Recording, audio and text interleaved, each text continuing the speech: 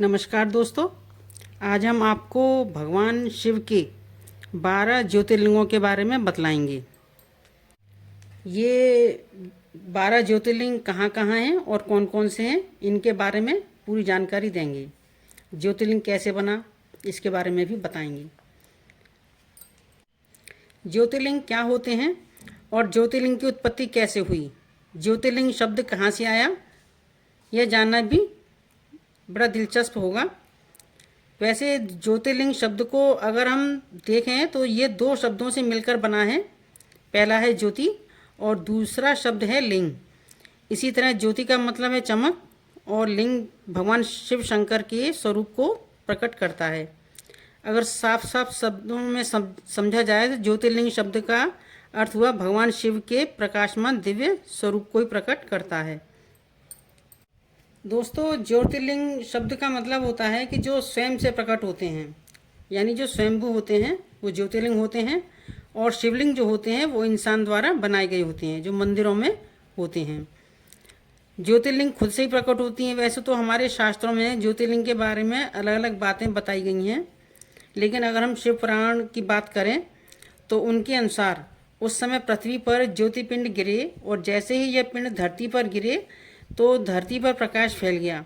क्योंकि यह 12 पिंड हैं तो इन्हें 12 ज्योतिर्लिंग के नाम से जाना गया है। इसके पीछे की एक कहानी और भी है कि कहा जाता है भगवान शिव और ब्रह्मा के विवाद को निपटाने के लिए इन 12 ज्योतिर्लिंगों की उत्पत्ति की गई थी। तो आइए जानते हैं 12 ज्योतिर्लिंगों के नाम वो कौन कौन से हैं। पहला सोमनाथ, दूसरा मल्लिकार्जुन, तीसरा महाकालेश्वर, चौथा ओंकारेश्वर, पांचवा केदारेश्वर, छठा भीमाशंकर, सातवां काशी विश्वनाथ, आठवां त्र्यंबकेश्वर, नवां वैद्यनाथ, 10वां नागेश्वर, 11वां रामेश्वरम और 12वां है कृष्णेश्वर। दोस्तों, सबसे पहला है सोमनाथ। सोमनाथ ज्योतिर्लिंग भारत का ही नहीं अपितु इस पृथ्वी का पहला ज्योतिर्लिंग माना जाता है। यह मंदिर गुजरात राज्य के सौराष्ट्र क्षेत्र में स्थित है। शिव पुराण के अनुसार जब चंद्रमा को दक्ष प्रजापति ने क्षय रोग होने का श्राप दिया था, तब चंद्रमा ने इसी स्थान पर तप करके इस श्राप से मुक्ति पाई थी।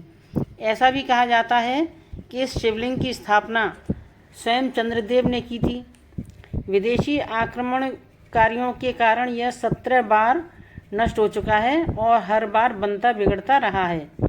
इसका ऋग्वेद में भी उल्लेख मिलता है। दोस्तों, दूसरा है मल्लिकार्जुन।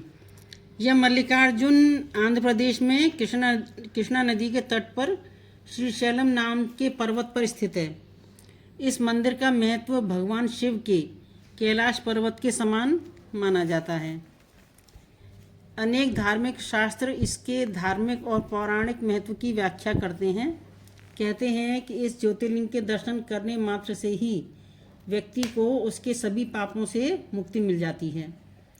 एक पौराणिक कथा के अनुसार जहाँ पर यह ज्योतिर्लिंग है उस पर्वत पर आकर शिव का पूजन करने से व्यक्ति को अश्वमेध यज्ञ के समान पुण्य प्राप्त होता है। तीसरा है महाकालेश्वर। महाकालेश्वर मध्य प्रदेश की धार्मिक राजधानी कही जाने वाली उज्जैन नगरी में स्थित है। महाकालेश्वर ज्योतिर्लिंग की विशेषता है कि यह एकमात्र ऐसा ज्योतिर्लिंग है जो दक्षिणमुखी है। यहाँ प्रतिदिन सुबह की जाने वाली भस्म आरती देश में ही नहीं बल्कि विश्व भर में प्रसिद्ध है। महाकालेश्वर की पूजा विशेष रूप से आयु वृद्धि और आयु पर आयु संकट को टालने के लिए की जाती है। उज्जैनवासी मानते हैं कि भगवान महाकालेश्वर ही उनके राजा हैं और वे ही उज्जैन की रक्षा कर रहे हैं। चौथा है दोस्तों ओंकारेश्वर। ओंकारेश्वर ज्योतिर्लिंग मध्य प्रदेश के प्रसिद्ध शहर इंदौर के पास है। जिस स्थान पर यह ज्योतिर्लिंग स्थित है उस स्थान पर नर्मदा नदी बहती है और पहाड़ी के चारों ओर नदी बहने से यहाँ ओम का आकार बनता है। ओम शब्द की उत्पत्ति ब्रह्मा के मुख से ही हुई है, इसलिए किसी भी धार्मिक शास्त्र या वेदों का पाठ ओम के साथ ही किया जाता है। यह ज्योतिर्लिंग ओंकार अर्थात ओम का आकार लिए हुए है, इस कारण इसे ओंकारेश्वर नाम से जाना जाता है। दोस्तों पांचवा है केदारनाथ यानी केदारेश्वर। यह केदारनाथ ज्योतिर्लिंग उत्तराखंड में स्थित है। बाबा केदारनाथ का मंदिर बद्रीनाथ जाओ तो उसके मार्ग में पड़ता है। केदारनाथ समुद्र तल से लगभग 3584 मीटर की ऊंचाई पर स्थित है। केदारनाथ का वर्णन स्कंद पुराण में, शिव पुराण में भी मिलता है। यह तीर्थ भगवान शिव को अत्यंत प्रिय है। जिस प्रकार कैलाश का महत्व है उसी प्रकार महत्व शिव जी ने केदार क्षेत्र में को भी दिया हुआ है। छठा है भीमाशंकर। भीमाशंकर ज्योतिर्लिंग महाराष्ट्र के पुणे जिले में सोहरावर्दी नामक पर्वत पर स्थित है। भीमाशंकर ज्योतिर्लिंग को मोटेश्वर महादेव के नाम से भी जाना जाता है। इस मंदिर के विषय में मान्यता है कि जो भक्त श्रद्धा से इस मंदिर के प्रतिदिन सुबह सूर्य निकलने के बाद दर्शन करता है उसके 7 जन्मों के पाप दूर हो जाते हैं तथा स्वर्ग के मार्ग खुल जाते हैं। सातवां है विश्वनाथ, काशी विश्वनाथ। ये ज्योतिर्लिंग उत्तर प्रदेश के काशी नामक स्थान पर स्थित है। काशी सभी धर्म स्थलों में सबसे अधिक महत्व रखती है, इसलिए सभी धर्म स्थलों में काशी का अत्यधिक महत्व कहा गया है। इस स्थान की मान्यता है कि प्रलय आने पर भी यह स्थान बना रहेगा। इसकी रक्षा के लिए भगवान शिव इस स्थान को अपने त्रिशूल पर धारण कर लेंगे और प्रलय के टल जाने पर काशी को उसके स्थान पर पुनः रख देंगे। तो दोस्तों इस स्थान का भी बहुत महत्व है। अगला है दोस्तों त्र्यंबकेश्वर। यह ज्योतिर्लिंग गोदावरी नदी के करीब महाराष्ट्र राज्य के नासिक जिले में स्थित है। इस ज्योतिर्लिंग के सबसे अधिक निकट ब्रह्मगिरी नाम का पर्वत है। इसी पर्वत से गोदावरी नदी शुरू होती है। भगवान शिव का एक नाम त्र्यंबकेश्वर भी है। कहा जाता है कि भगवान शिव को गौतम ऋषि और गोदावरी नदी के आग्रह पर यहाँ ज्योतिर्लिंग के रूप में रहना पड़ा। दोस्तों अगला है वैद्यनाथ। श्री वैद्यनाथ शिवलिंग का समस्त ज्योतिर्लिंगों की गणना में 9वां स्थान बताया गया है। भगवान श्री वैद्यनाथ ज्योतिर्लिंग का मंदिर जिस स्थान पर स्थित है उसे वैद्यनाथ धाम कहा जाता है। यह स्थान झारखंड प्रांत में पूर्व में बिहार प्रांत के संथाल परगना के दुमका नामक जनपद में पड़ता है। इसके बाद आता है नागेश्वर। यह ज्योतिर्लिंग गुजरात के बाहरी क्षेत्र में द्वारिका स्थान में स्थित है। धर्मशास्त्रों में भगवान शिव नागों के देवता हैं और नागेश्वर का पूर्ण अर्थ नागों का ईश्वर है।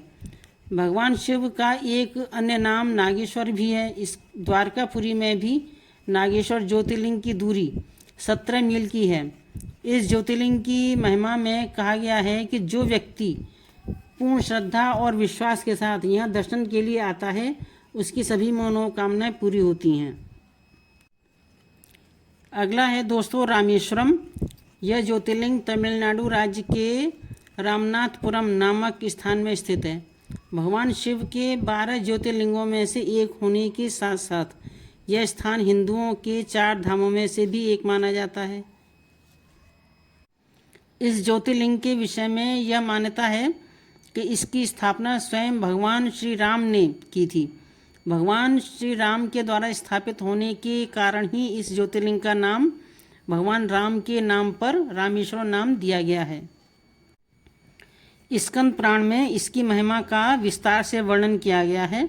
इसके विषय में यह कथा कही जाती है कि जब भगवान श्री रामचंद्र जी लंका पर चढ़ाई करने के लिए जा रहे थे तब इसी स्थान पर उन्होंने समुद्र की बालू से शिवलिंग बनाकर उसका पूजन किया था।